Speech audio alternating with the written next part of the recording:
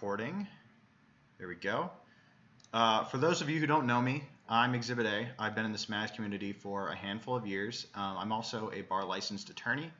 This is something that is an issue that's pretty close to my heart. My wife is a prosecutor, and she prosecutes, among other things, sexual assault and rape cases.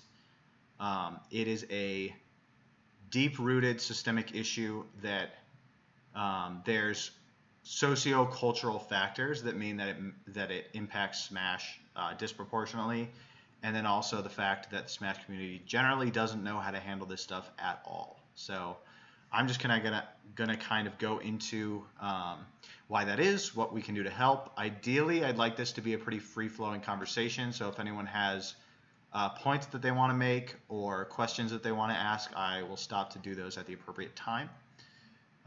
So at times you're also going to see me look away. It's because I prepared an outline to briefly go over this stuff. So I want to start by talking about sexual assault. Sexual assault societally is the least reported crime in the world.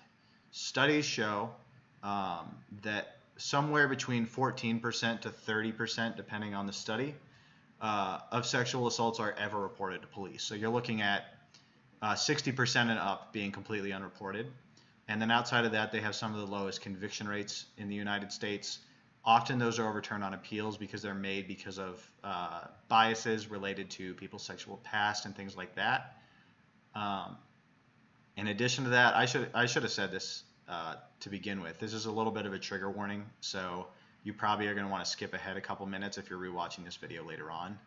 But I felt like it was appropriate to set the tone here to show how serious of an issue this is, especially the way that some people approach it.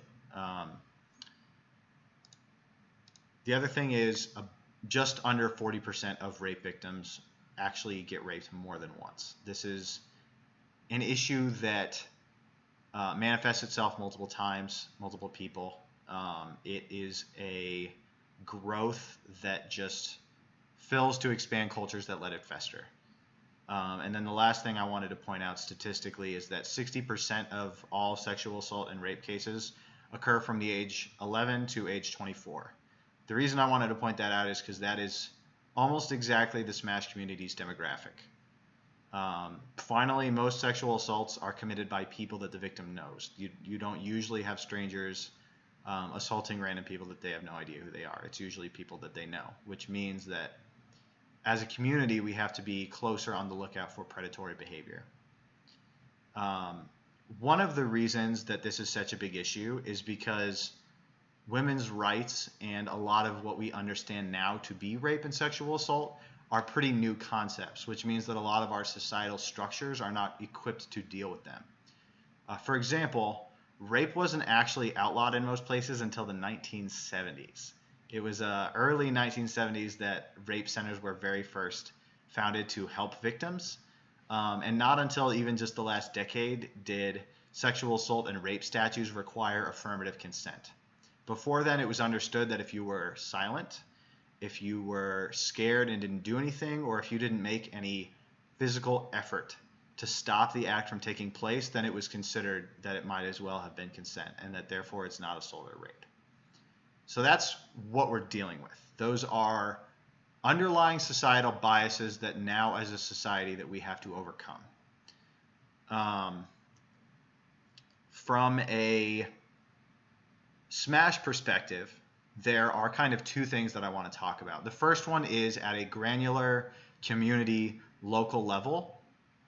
That's where most of these kind of things are taking place. You have social environments where people are entering Smash tournaments and hanging out with Smashers after tournaments. You have late hours, you have underage drinking in a lot of situations. So you have to, as a bystander, you have to look and recognize the kind of environment that creates and activates sexual assault from taking place. This is hard for a lot of people, but for me at least, I'm a privileged white man who's never had to deal with any of this kind of stuff his entire life. So some of this stuff is uncomfortable to grapple with. It's my peers who are doing this kind of stuff. we are the ones who it is easiest for us to take action here. You can't leave trying to make change happen on this issue to victims and to people who are in vulnerable populations. So that means watching out for signs that this stuff might be taking place. It means being especially cognizant of situations where abusers are more likely to pounce on people, or predatory relationships to develop. That's, the people at the locals with Ally and Captain Zach. That's the people who know them both personally. It's really hard to speak up about this kind of stuff, but that's the kind of dialogue that we need to change. What I just said, though, is probably obvious to a lot of you. It's easy to say, oh, you just need to call people out. Just because it's not the easiest thing to do, but also most of us aren't in that situation. I've been watching all these different stories come out from different women all across the different gaming communities, and I haven't known any of them. So it's easy for me to sit here and say, you should have called them out. The harder part is changing even the way that we talk about women in the community. I also want to take a second to say that what I'm saying applies equally to racial minorities, to LGBTQ plus people, to any minority vulnerable community that is going to be subject to a lot of this kind of thing. I'm just focused on women and sexual assault because that's the most relevant topic at this moment. But a lot of what I'm saying is going to apply to that too. So a lot of it changes how we're even going to talk about women in the community. It's not, oh, I lost to a girl. It's, oh, I lost to X Smasher. That means commentary. That means making an effort to gender people correctly on commentary. There's a lot of little things that lead to women being excluded from the initial social circles that then make them more vulnerable to predatory individuals to intercede and try to get friendly with them and make a move. So that's the kind of stuff that people need to be cognizant of. It starts at a local level. It starts with your leadership. It starts with taking a second away from having fun at whatever you're doing and watching out for the vulnerable people there. The other reason that I wanted to throw all those statistics at you is to make a quick point about cancel culture. Because a lot of people are worried about what happens when someone on Twitter decides to throw a false accusation at somebody because they don't like them. Are we just going to cancel them immediately? Are they going to be banned from Smash forever? Are they going to lose their sponsorship? All that different kind of stuff. The reason I say that is because, like I said, 60% or up cases of sexual assault and sexual misconduct go unreported. So the idea behind us creating a culture of investigating and vetting these claims is so that women feel more comfortable coming forward with their stories so that we can take community action on their behalf. That means safe reporting channels. That means individuals who will care for them while they're grieving and they need therapy and all those different kinds of things. The reality of it is this. Anytime you are encouraging people to come out with these kinds of stories, you're going to have false positives. There are going to be people who get falsely accused of sexual assault as a result of the fact that we are encouraging people to report.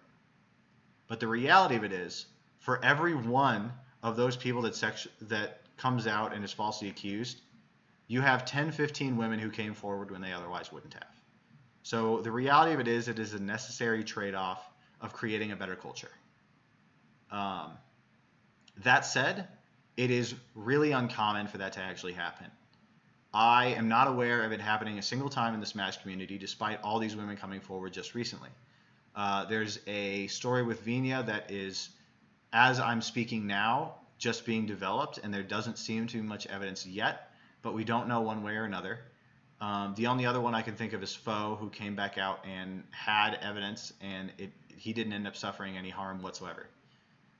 So these false positives that torpedo careers are absolutely an exception, and also just an unfortunate reality that comes with creating a space that's safer for women. So I've discussed what has to happen at the granular, individual, local level. Now I want to talk about what has to happen at the top. And that's what brings me to talking about the Code of Conduct panel that's been a spicy topic on Twitter recently. So for those of you who are tuning into this who don't really know much about what happened, the Code of Conduct panel was established by a pretty anonymous group but one that is clearly connected to national TOs that have kind of assigned to it influence in the community. It is a quasi-litigative, adjudicative body that takes these kinds of claims that different people have made, evidence that they presented, vets them, and then comes to a decision on the recommended punishment that TOs should be doing as far as bans or fines or whatever. So one of the things that's important first and foremost to talk about here is the fact that this is not a legal body. This is probably obvious, but some people have said, what gives these individuals the right to be judges and juries? The reality is they're not. If you play in the National Football League and you commit domestic violence, as some individuals in the NFL have recently, you go to the commissioner, you present evidence, and he might fire you from being an NFL player, or he might suspend you, or he might fine you. All of those are judicial penalties following a judicial process, but there aren't lawyers involved, there's not formal evidence involved, and there are no elected judges or officials involved. It is a quasi-judicial entity. That's sort of how this code of conduct is trying to operate. The other important thing to realize is that a lot of people like to raise concerns, legitimate concerns, about due process rights in these kind of situations. You have potentially a livelihood at stake, you have sponsorships at stake, and you have your reputation at stake. That doesn't mean, though, that you get full due process rights. Full due process rights means that you're innocent until proven beyond a reasonable doubt in a criminal courtroom. That is full due process. The problem is, as courts have outlined, as your property interests and personal liberties at stake drop, so does your right to due process. The reality of it is here, we're talking about livelihood for maybe 5 people, and for the rest, we're talking about the ability to play Super Smash Brothers at tournaments and nothing more. There's just not a whole lot at stake for these people there, which means that your due process rights are not going to be held equivalent to a criminal courtroom. That doesn't mean that you get no due process rights. It just means that what they are is and should be decreased. Now, let me revise my outline really quick. So, one of the comparisons that I wanted to draw here between the way that the Code of Conduct operates is to Riot Games, who runs League of Legends. I'm sure some of you are familiar. They do these things called competitive rulings. And I actually think they're a fairly good example of what this process should ultimately look like. Basically, they create something like an evidentiary record, but while maintaining privacy. And then they weave a narrative of the events as they know that they happened, excluding details where necessary to preserve privacy, and then they hand down an ultimate punishment. The problem with the way that the Code of Conduct Committee panel is operating right now is that we don't really have an evidentiary record. They're trying to maintain privacy, which makes sense because you're talking about the personal actions of a minor here while they were being groomed by someone that we now know to be a pedophile, or maybe not legally a pedophile, but definitely something who's engaging in morally questionable behavior here. So for all of those reasons, you have to be really careful with what evidence you produce. But the problem is, evidence is also gives your audience authority and confidence in your ruling. So the reason I lay that out is you're talking about another adjudicative body, Riot Games, who evaluates personal conduct and makes a decision based on whether or not you get to play a game. But there's no formal hearing process here. There's people submitting evidence informally and talking about it, but you're not looking at a courtroom, and you shouldn't be comparing a courtroom to what's happening with the Code of Conduct Committee. So that gets us into the reason that the Code of Conduct Committee matters so much is that they are a safe reporting channel. We have these issues of sexual assault that are rife in this community. We have a very vulnerable population to exactly that kind of behavior, which means that we need a body that's going to see that and address it. So the people filing false reports, the people calling the body illegitimate, the people trying to undermine any authority that it does have, are doing the wrong thing here. We need this kind of panel in order to try to hold these people responsible and make others feel safe in our environment. That's the reason it matters so much. Now, the hard thing is, as I've already outlined, I think, the Code of Conduct panel is doing a lot of things the wrong way. So I want to talk a little bit more about what we can do better. Also, if any of you guys have questions, feel free to drop them. I'm sorry if I'm missing all of them. The chat thing doesn't always work super well. But okay, so there were some concerns raised by different people on Twitter, one of whom is Toph, the Melee commentator. Well, Ultimate commentator also now, but mostly known for Melee commentary. He was expressing frustration because he said that it seems like there are two camps as far as people commenting on the Code of Conduct. The first camp is saying we have to respect the Code of Conduct's decision unilaterally. And the second one being the optics of Captain Zach's ban being 5 years versus Mewtwo Queen only being banned for 2 years for sexual misconduct. Those are really bad optics given that Zach was a groomed minor. And we don't have transparency into the process, so the whole thing should be considered illegitimate. So we have two basic options here. I agree that the optics are bad. Sexual misconduct should be taken very seriously. That said, after the initial community response, they extended a ban to 5 years. If we now decide that we don't like whatever the Code of Conduct does, and we're just going to do our own things no matter what they say, you lose that influence over them. They're not going to extend any bans. They're not going to amend any statements because they don't need to. People aren't listening to them anyway, which means you lose any kind of this centralized adjudicative body that you're talking about here. Now, I'm not saying that you should respect their decision unilaterally, but I do want to make a point here.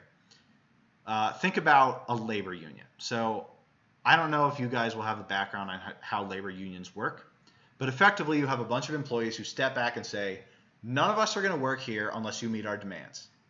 The problem is as soon as you have people crossing that picket line and saying, oh, we'll settle for a little bit of these demands, the whole thing falls apart. The boss has no reason to appease the rest of the demands because people are already coming back to work for them.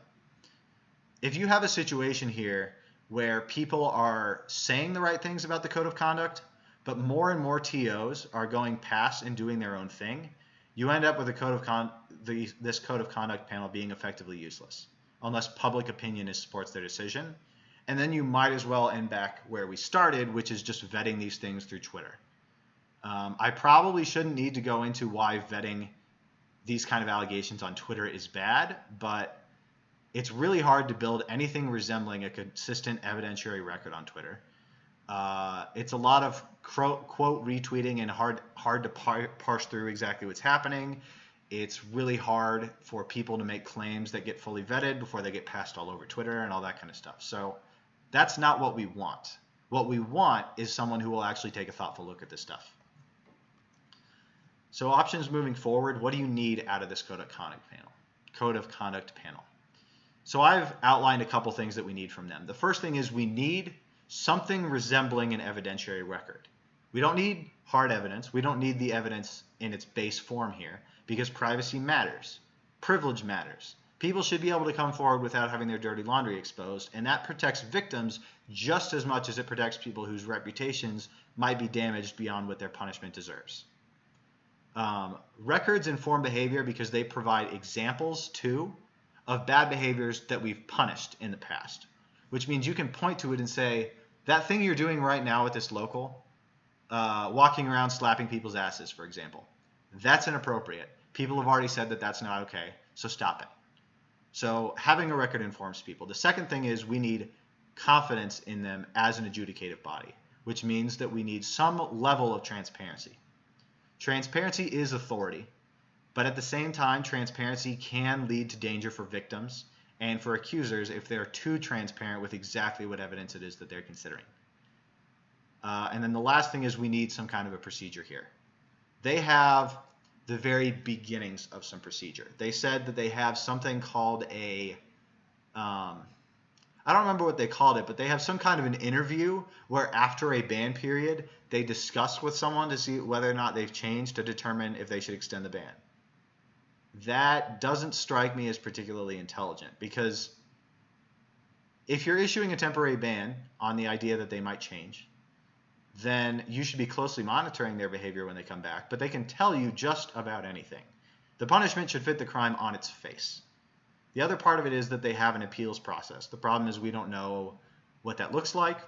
We don't know how heavily they'll consider it. We don't know if they look at the evidence any differently than they did originally, or if they're just taking a second look at things. And one of the fundamental pieces of appealing a decision generally is that you have other individuals deciding if the people who made the first decision made it correctly. It's a little bit hard to appeal a decision that's made by the exact same people, because usually they're going to affirm their own decision unless there's community pushback. But procedure means consistency, and consistency gives you more information on the process. So some procedure on what does Zach know about the evidence that has been presented against him? How does he feel about this stuff? What kind of arguments do different people make, and how this overall narrative works would go a long way towards restoring faith in the Code of Conduct. So to kind of summarize that, we need more insight into the decision without breaking confidentiality. Privacy is a very, very serious issue here, and the Twitter mob is not entitled to all available information so that they can play armchair litigator. That's almost verbatim what I tweeted the other day, but I think it still holds true here. There are a lot of people that think they're entitled to reviewing all available evidence. They're not. Only the people with knowledge need all available evidence. The rest only should get what privacy doesn't mandate be protected.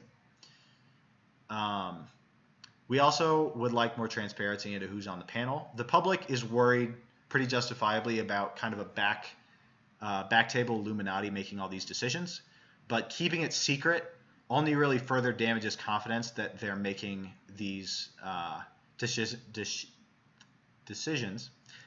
without any further bias. They might be worried about being harassed personally or from safety, which is a legitimate concern, especially because a lot of the people that get these kind of punishments react very seriously. But it's much harder for the panel to hold any kind of consistent authority without that level of transparency. So it may be a situation where you need to make the panel fairly large so that no one individual is getting targeted to kind of disseminate that, but it's probably going to be a necessary risk. Like I said, I think Riot's competitive rulings are an example of a good way to handle all this stuff. Saris has a relevant tweet. I'm going to check this really quick. This is why panelists are not made public. We are trying to make the scene a safer place and actually putting in our time and effort into backing that objective up. You guys suck.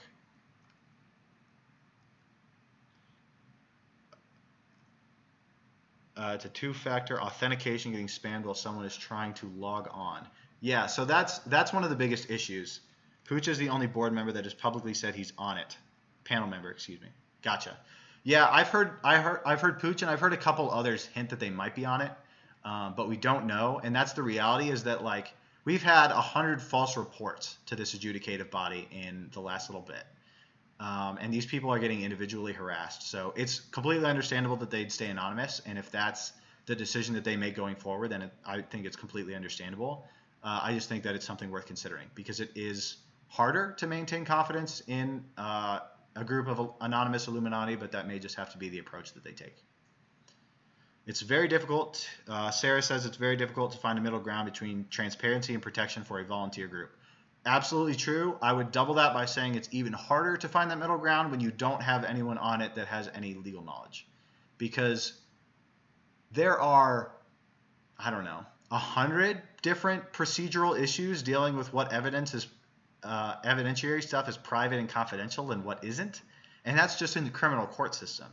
So it's hard to come up with this kind of informal body supporting a grassroots smash scene and then make all these rules determinations themselves. It's really, really difficult, which is also why, so I keep drawing this allusion to Riot's competitive rulings. They have some rules dictating what they'll tell you and what they won't.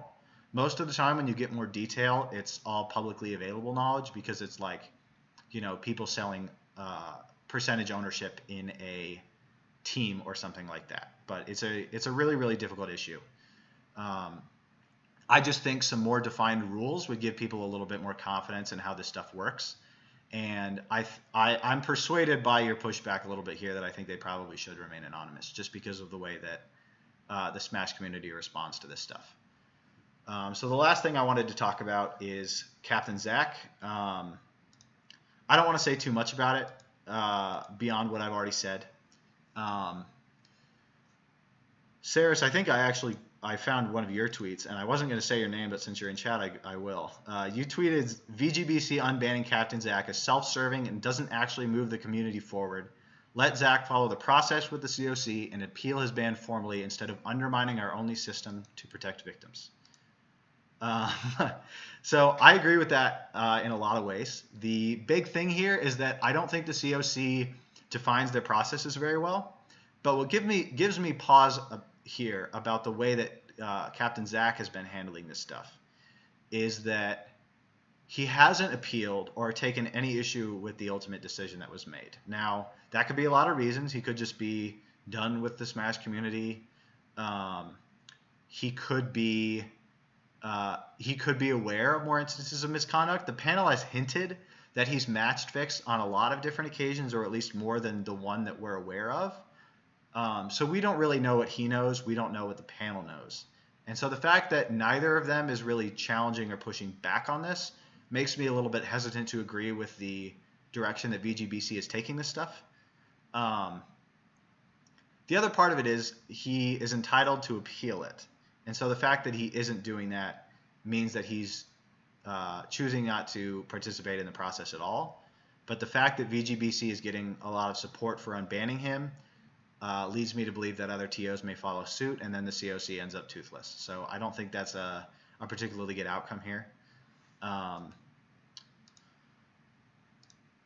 The other thing is, like you said, the COC is critical to protect victims.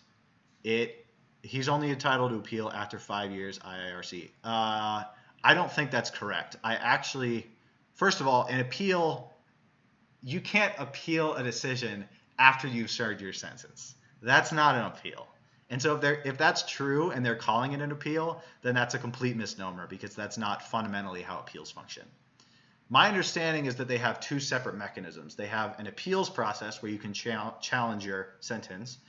And then they have a second thing, which is basically like a community re-entry interview that you do after your sentence is up to determine whether you should be banned further or not. It was 50 years. Yeah, okay. So that's my understanding of how that works. If you're correct and the appeal doesn't happen until after 5 years, then that's a procedural change that they need to make ASAP because that's pretty critical to making sure that the process is working as intended. And then the last thing is what I said earlier. I think the Code of Conduct panel is critical to protect victims. I think they need a safe reporting channel to get people to take their claims seriously and look at them. And I think flushing their community like reporting submittal form with hundreds of false reports is just beyond the pale, stupid and disrespectful to the work that they're attempting to do in this community. So I think that about covers how I feel about it. If I were in VGBC's position, I would be lobbying the panel to amend Zach's sentence if that's what they believe should be happening, but I don't think they should just be moving past it. There is one comment I wanted to address because I talked to Shu about this a little bit earlier, and he said that basically if you're going to have this private information, this evidence, and that's what you're basing this 5-year decision on, then TOs that disagree with you, you should be giving them that information.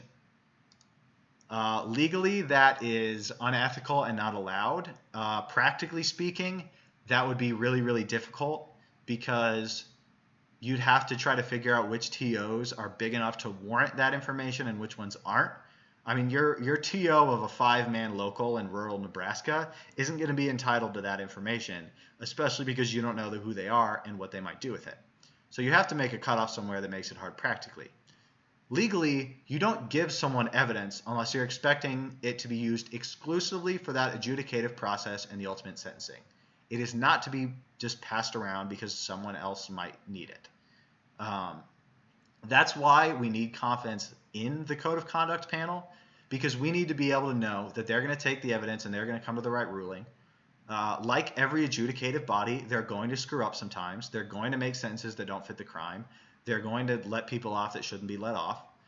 But the whole institution falls apart if we don't approach it with confidence. So that would be, I think, my final message here. Push the Code of Conduct panel to be better, to revise their procedures, to be more transparent as much as is reasonably possible here, to communicate with TOs as much as possible. But you also have to communicate confidence. You have to steer people towards them. You have to push your TOs to follow them. And you have to make sure that it is an adjudicative body that is going to truly serve the community. That's why we need the transparency in the procedure, to make sure that's happening. But deciding that you don't like Captain Zach's ban, and so you're just going to throw the whole institution away, is doing a massive disservice to victims. It's doing a massive disservice to TOs. And it's going to create a whole lot of problems down the line if we don't get some kind of similar adjudicative body that is going to approach this stuff correctly. All right, I think that's all I have for the scripted piece of this, so I'm going to stop recording now to post this on YouTube later.